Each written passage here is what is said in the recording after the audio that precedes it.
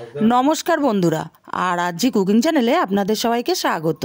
आज निये हाजिर हलाम सिम पातुड़ी रेसिपि निये। आमी एखाने 500 ग्राम सिम नियेछि। सिमटा आमी केटे नेब। सिमटा आमी छोटो टुकरो करे केटे नियेछि, दुई पाशे शक्त अंश बाद दिए।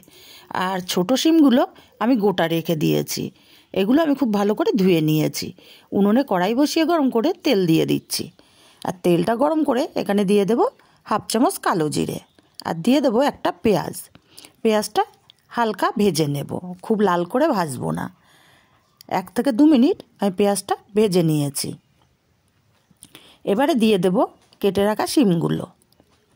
শিমগুলো দিয়ে মিনিট 2 আমি ভেজে নেব।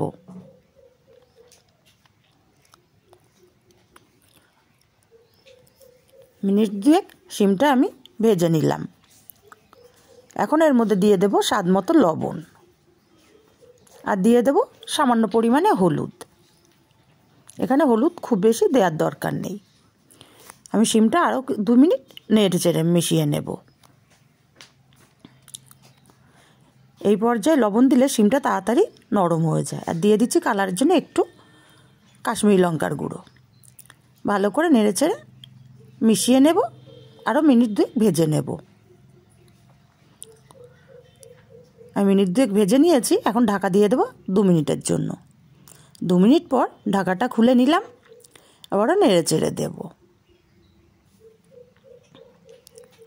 শিমটা ভাজাও হচ্ছে, আবার ঢাকা দিলে সেদ্ধও হয়ে যাবে তাড়াতাড়ি।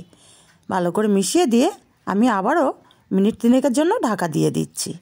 ততক্ষণ আমি মশলাটা করে নেব।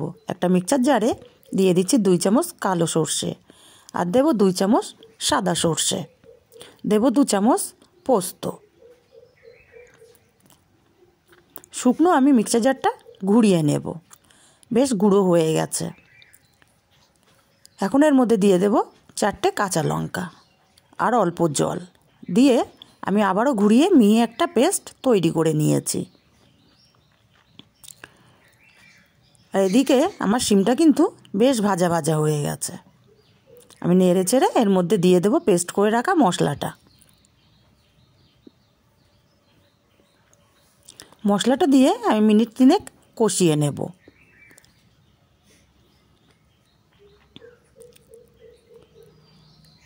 মিনিট 3-4 ধরে আমি মশলাটা কষিয়ে নিয়ে মিক্সার জার ধুয়ে অল্প একটু জল দিলাম আর একটু জল দিয়ে দিলাম। এই রান্নাটায় খুব বেশি জল দেওয়ার দরকার নেই, আবার একবার শুকনো হলেও ভালো লাগে না, একটু হালকা গ্রেভি হলে ভালো লাগে। দিয়ে দিলাম 1 চামচ চিনি আর দিয়ে 4টে চেরা কাঁচা লঙ্কা। নেড়ে চেড়ে মিশিয়ে আমি একদম মিডিয়ামে রান্না করব 5 মিনিট। ঢাকা দিয়ে দেব। 5 মিনিট পর ঢাকাটা খুলে নিলাম। এখন আমি ওপর থেকে দিয়ে দেব 1 চামচ কাঁচা সর্ষের তেল। নেড়ে চেড়ে সর্ষের তেলটা মিশিয়ে দেব। যাদের কাঁচা সর্ষের তেলের গন্ধ ভালো না লাগে তারা স্কিপ করবেন। নেড়ে চেড়ে মিশিয়ে দিলাম ভালো করে। ওপর থেকে একটু ধনেপাতা কুচি ছড়িয়ে দিচ্ছি। নেড়ে চেড়ে আমি মিনিট খানিক রান্না করব। মিনিট খানিক রান্না করে নিয়েছি। এবার আমি কড়াইটা উনুনের উপর থেকে নামিয়ে ঢাকা দিয়ে রাখবো 5 মিনিট। 5 মিনিট পর আমি আপনাদেরকে দেখাচ্ছি। 5 মিনিট পর তৈরি হয়ে গেল আমার দারুণ স্বাদের সিম পাতুরি। এটা গরম ভাতে খেতে জাস্ট অসাধারণ লাগে। ভালো লাগলে লাইক কমেন্ট শেয়ার করতে ভুলবেন না।